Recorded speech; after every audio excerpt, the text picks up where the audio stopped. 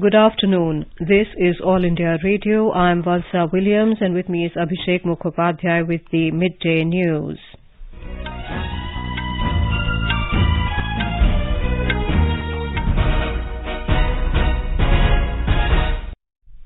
The headlines. President Ramnath Kovind calls upon youth of the nation to give back to society after succeeding in their life. Addresses birth centenary celebrations of Chaudhry Harmohan Singh Yadav in Kanpur, Uttar Pradesh.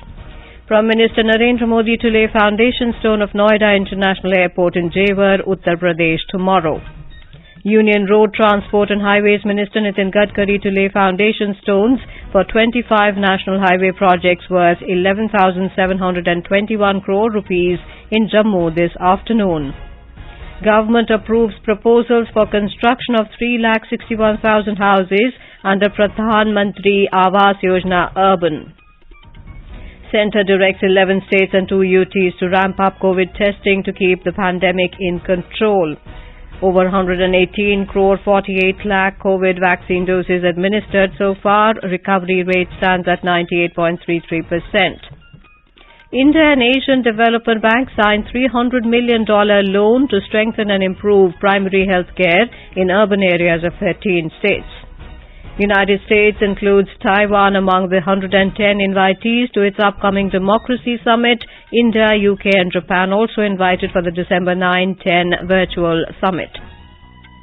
FIH Men's Junior Hockey World Cup 2021 tournament to get underway in Bhubaneswar, defending champions India to take on France in their opening encounter tonight. And in Indonesia Open Badminton, India's ace shuttler PV Sindhu begins her women's singles campaign on a winning note. Kidambi Srikanth to play his first round match today.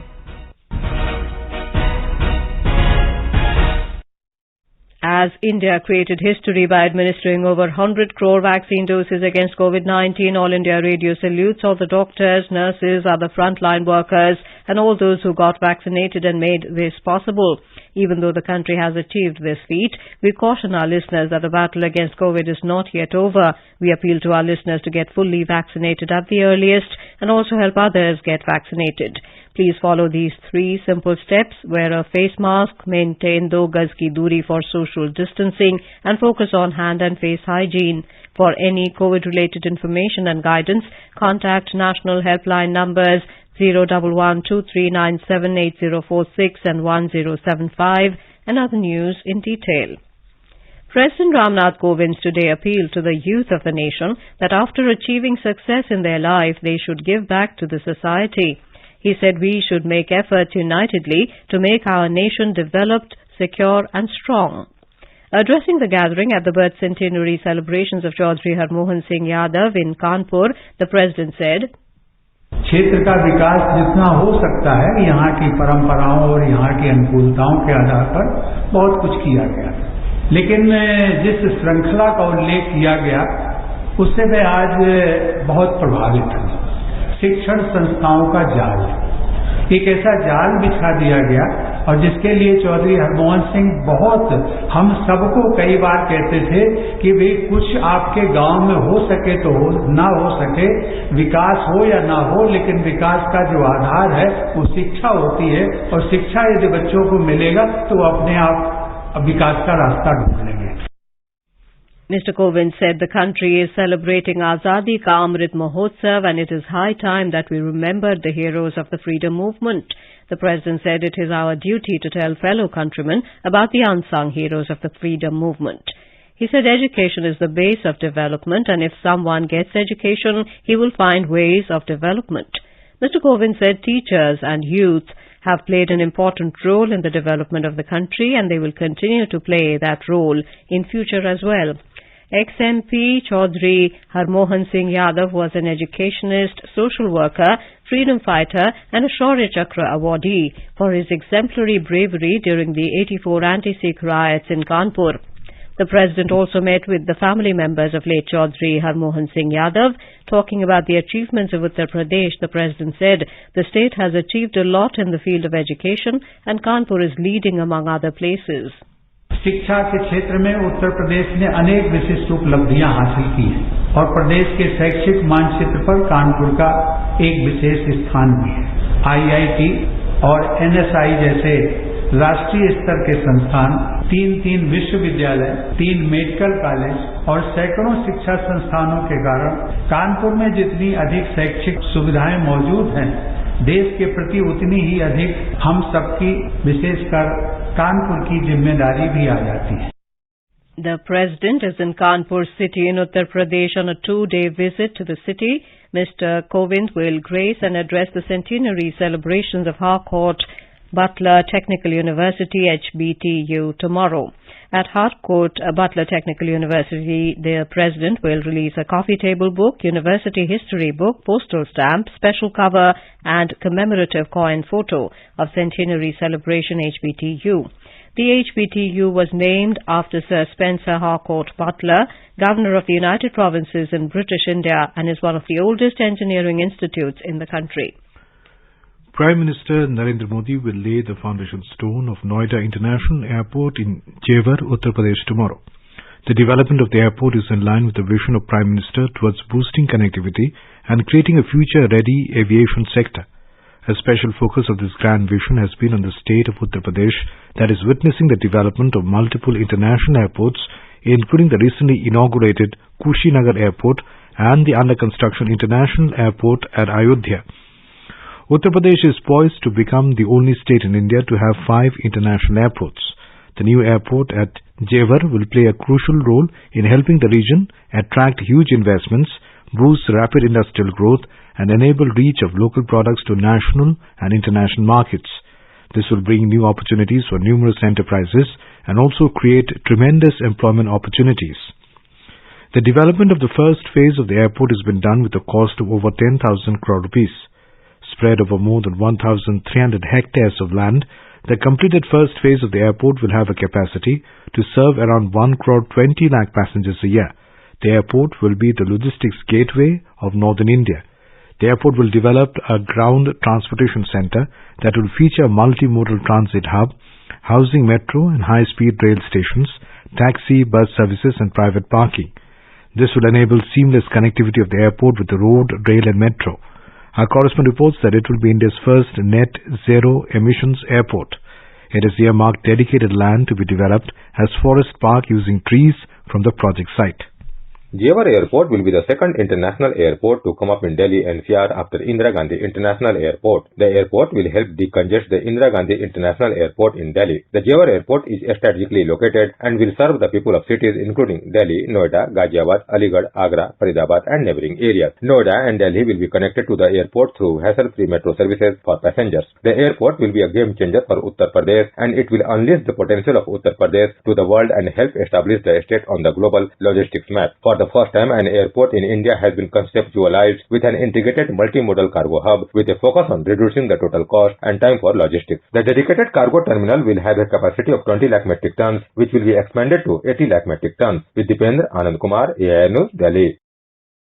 Union Minister for Road Transport and Highways Nitin Gadkari will lay foundation stones for 25 national highway projects of total length of 257 kilometers with an investment of 11,721 crore rupees in Jammu today. These projects will provide all-weather connectivity between Jammu and Kashmir Valley. These are strategically important for swift movement of defence forces along with agricultural, industrial and socio-economic progress of the region. The projects will connect all major roads leading to various district headquarters and will help in generation of employment and self-employment opportunities. The projects will involve rehabilitation and upgradation of some sections, construction of viaduct and tunnel, and rectification of black spots. India and the Asian Development Bank have signed a $300 million loan to strengthen and improve access to comprehensive primary health care in urban areas of 13 states. These states are Andhra Pradesh, Assam, Chhattisgarh, Gujarat, Haryana, Jharkhand, Karnataka, Madhya Pradesh, Maharashtra, Rajasthan, Tamil Nadu, Telangana and West Bengal. The Finance Ministry said this will benefit over 256 million urban dwellers, including 51 million from the slum areas. Union Health Ministry has written to Nagaland, Sikkim, Maharashtra, Kerala, Goa, Manipur, Meghalaya, Mizoram, Jammu and Kashmir, Punjab, Rajasthan, West Bengal and Ladakh over decline in weekly COVID-19 testing numbers.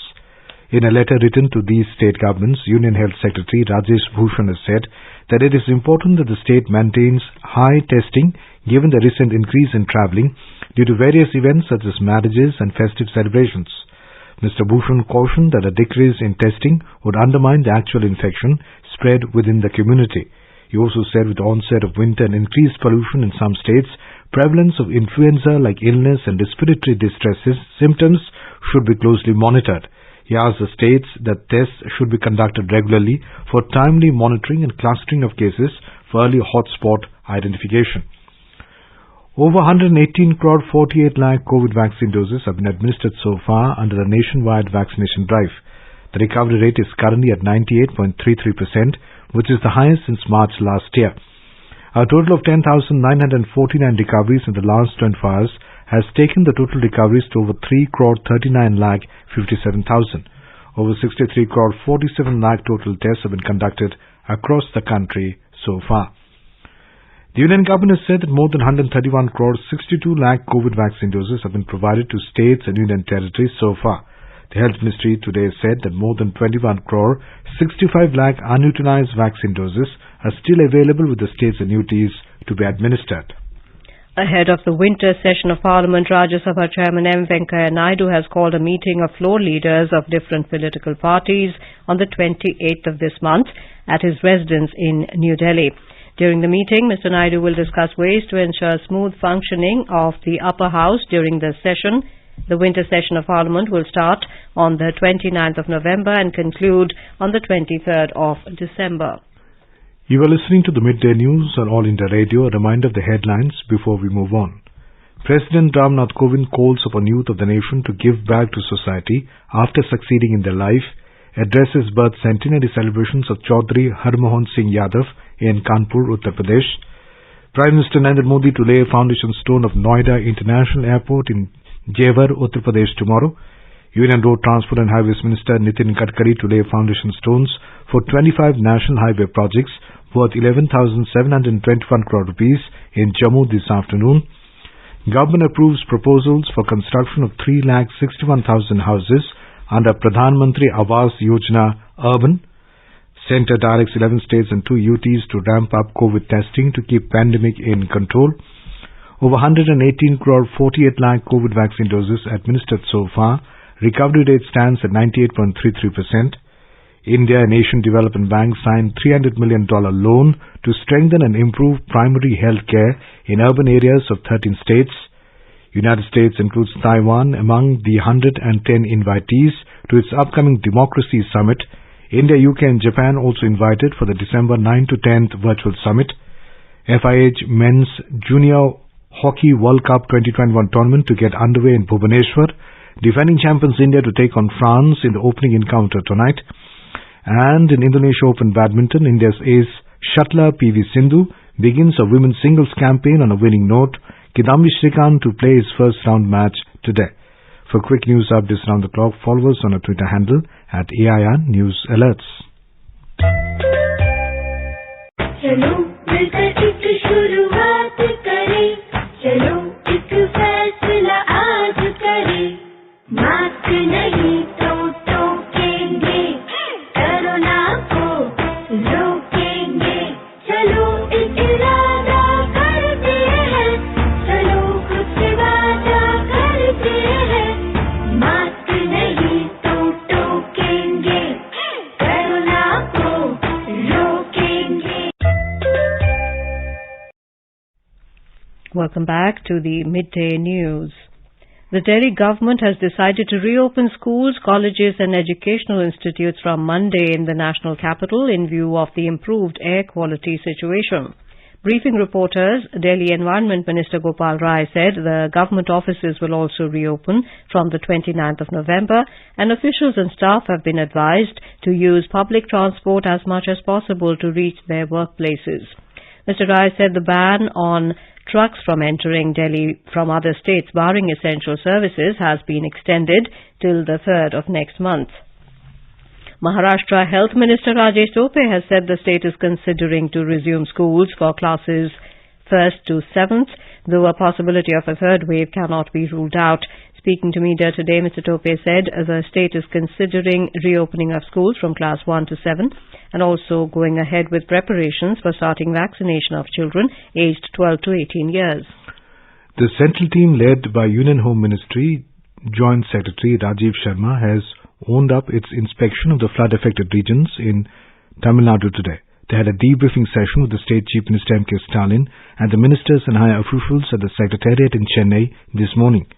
Meanwhile, the Chief Minister M.K. Stalin has interacted with all the district collectors about the flood situation today through video conferencing. More from a Chennai correspondent. The Chief Minister is understood to have interacted with the district collectors about the extent of the damages due to the devastating flood that ravaged many parts recently. The northeast monsoon normally prevails in the state and its neighborhoods till the end of December. Therefore, it is also said that the Chief Minister has discussed with the district officials on mitigating the effects of flood if it occurs in the coming days. Meanwhile, the Met Department in Chennai has said the prevailing upper air circulation in the South Bay is expected to intensify into a low pressure area in the next 24 hours. It is thereafter said to move towards the South Tamil Nadu coast, triggering sporadic heavy rain in some of the southern districts and light showers to moderate rain in other parts of the state for the next 3 days. Jai Singh, AR News, Chennai. In Madhya Pradesh, Urja Saksharta Abhiyan will be launched to make all the citizens aware about energy saving. The decision was taken in a cabinet meeting chaired by Chief Minister Shivraj Singh Chauhan yesterday. More from a Bhopal correspondent. Efforts will be made to make all the citizens of the state energy literate according to a time-bound action plan under the Urja Saksharta Abhiyan. The activities to be included in this campaign are to give information about alternative sources of energy and steps towards energy conservation. Students of schools and colleges will act as volunteers in the campaign. Foundation stone laying ceremony of 1500 megawatt capacity Agar Shajapur Neemuch Solar Park will also be laid tomorrow in the state. Pooja Bivardhan, AIR News, Bhopal. In Bihar, polling for the 8th phase of Panchayat elections in the state is underway amidst tight security. Polling, which began at 7 a.m. will continue till 5 p.m. Polling is being held in 55 blocks spread over 36 districts. Counting of votes will take place on the 26th and 27th of November. Prime Minister Narendra Modi has paid tributes to the brave Lachit Borphukanon on Lachit Divas today. The Prime Minister said he is widely remembered as the torchbearer of valor, honor and the upholder of the splendid culture of Assam. Mr. Modi said Lachit Borphukanon remained committed to the ideals of equality, justice and dignity for all. This is All India Radio, giving you the news. For quick news updates around the clock, follow us on Twitter at AIR News Alerts. Best wishes to all consumers for Azadi Ka Amrit Mahotsav. Hallmark ensures purity of gold. Always purchase hallmarked gold jewellery. For any consumer-related complaints, please contact National Consumer Helpline's toll-free number 14404. Issued in public interest by Department of Consumer Affairs, Government of India. Jago Grahak Jago. And now let's listen to a special program, Azadi Ka Safar, highlighting the importance of the day during the freedom struggle. Azadi Ka Amrit Mahotsav.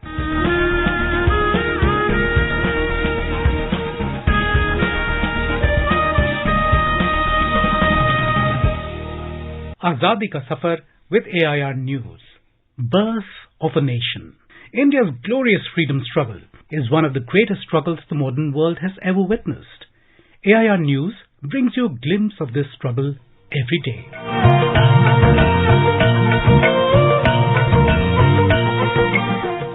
In today's episode, we celebrate the birth anniversary of freedom fighter, educationist and first Chief Minister of the state of Rajasthan, Hira Lal Shastri, who was born on the 24th of November 1899.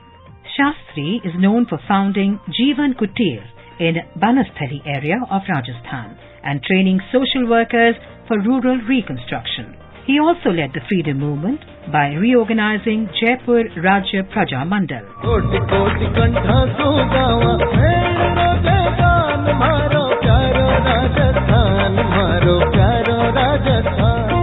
Hiralal Shastri was born at Jobner in Jaipur district in a peasant family and completed his early education in Jobner. From early childhood, Hiralal Shastri had a burning desire to go to a village and devote his life to the service of the downtrodden. He joined the Jaipur State Service in 1921 and became secretary in the Home and Foreign Departments. However, he resigned in 1927 and in 1929. In fulfillment of his childhood resolve, Hiralal Shastri selected a remote and backward village, Banasthali, 45 miles from Jaipur, and founded Jeevan Kutir. He trained a group of dedicated social workers and endeavored to implement a program of rural reconstruction. These workers later became the heralds of political awakening in many of the Rajputana states. Later, he was drawn to the political arena when he was drafted to reorganize Jaipur Rajya Praja Mandal in 1937, of which he was twice elected General Secretary and twice President. In 1939, he led the Praja Mandal's Satyagraha for achievement of civil liberties and suffered a 6-month imprisonment.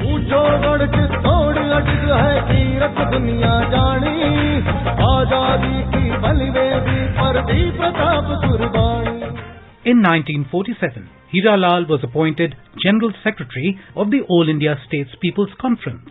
The same year, he was elected to the Constituent Assembly. On the installation of a representative government in Jaipur state in 1948, Hiralal Shastri took over as the Chief Minister. When Rajasthan state was formed on March the 30th, 1949, he became its first Chief Minister, and on him fell the Herculean task of integrating the diverse princely units into effective modern administration. He accomplished this complex task ably in a short period.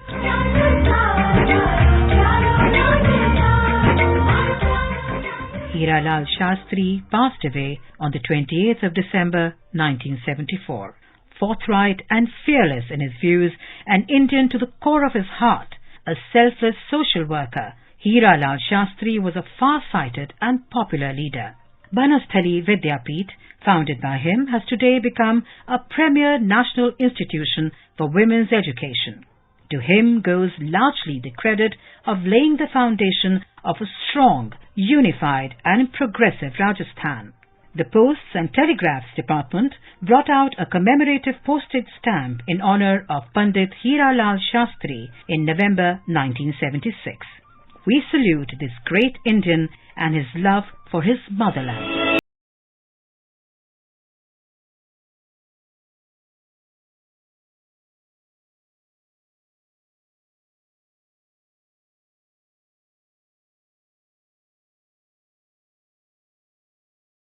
Fighter Ghulam Ghaus Khan, who was a resident of Peer Gate, Mirapur, Muzaffarnagar, Uttar Pradesh. He joined the forces of his village against the British in the First War of Indian Independence in 1857. He was caught by the British troops during an engagement and charged with murder and rebellion against the British.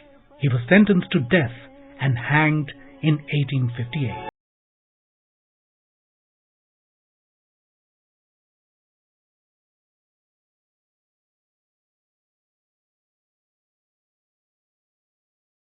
Brings us to the end of this episode of Azadi Ka Safar with AIR News.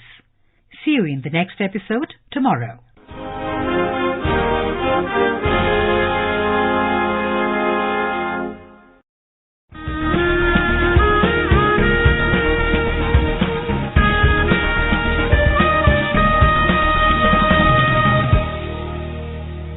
स्वाधीनता संग्राम के वे निशान जो साक्षी हैं हमारे सेनानियों के संघर्ष और बलिदान के। आकाशवाणी समाचार ला रहा है विशेष श्रृंखला निशान। हर बुधवार को शाम 4:45 पर कार्यक्रम परिक्रमा में FM गोल्ड 100.1 मेगाहर्ट्ज पर।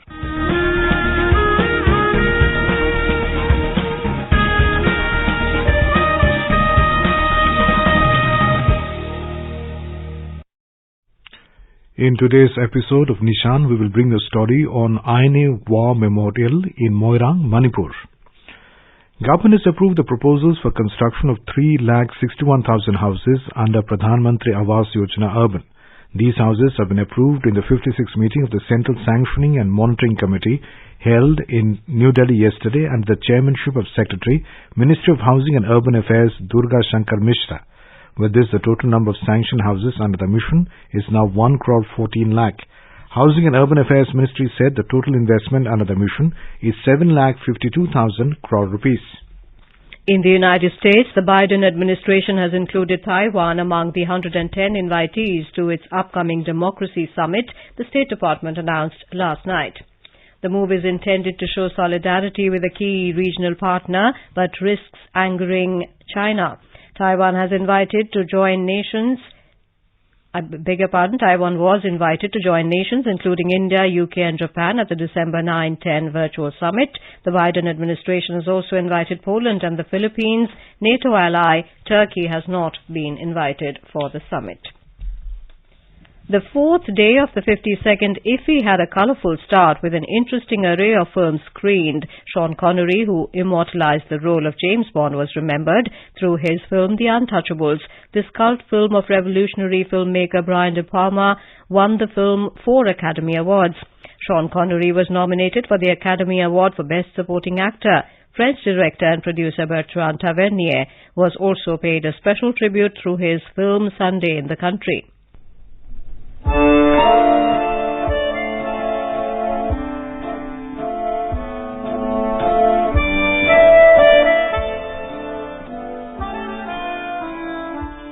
In this film, Monsieur l'Admiral is a painter at the end of his life without talent who has lived alone since the death of his wife, but his daughter is an energetic woman and questions her father's artistic choice.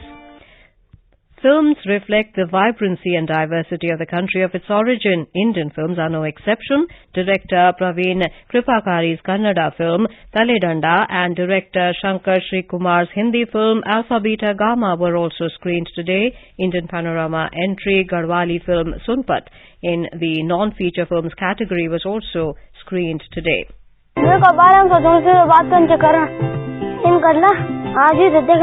अगर ये देखो तो जन में बोलते हैं उनको हम पाल नहीं देखते जनते बोले उनमें करो मास्टर जी को बोला हम काम नहीं करो या दिमाग खराब तो नहीं हो गया बैल भी काम नहीं करता. Along with this, the Tamil film Sweet Biryani, directed by Jayachandra Hashmi, was also shown today. In Indonesia Open Super 1000 event in Bali, India's ace shuttler PV Sindhu has started a women's singles campaign on a winning note. She defeated Japan's Aya Ohori 17-21, 21-17, 21-17 after an intense fight which lasted 1 hour 10 minutes. In the beginning, Ohori started surprising Sindhu with her angles, but she regained her form and achieved hard-earned win. Sindhu will now take on world number 26 Yvonne Lee from Germany in the second round. The third-seeded Indian is likely to face Canada's sixth seed Michelle Lee in the quarterfinals if she can cross the early rounds. In men's event, former world number 1 Kidambi Srikanth will face compatriot Aegis Pranoy in an all-Indian affair today. The FIH Odisha Hockey Men's Junior World Cup has commenced in Odisha capital Bhubaneswar today. The inaugural match was played in the iconic Kalinga Stadium between Belgium and South Africa, with the former clinching the match 5-1.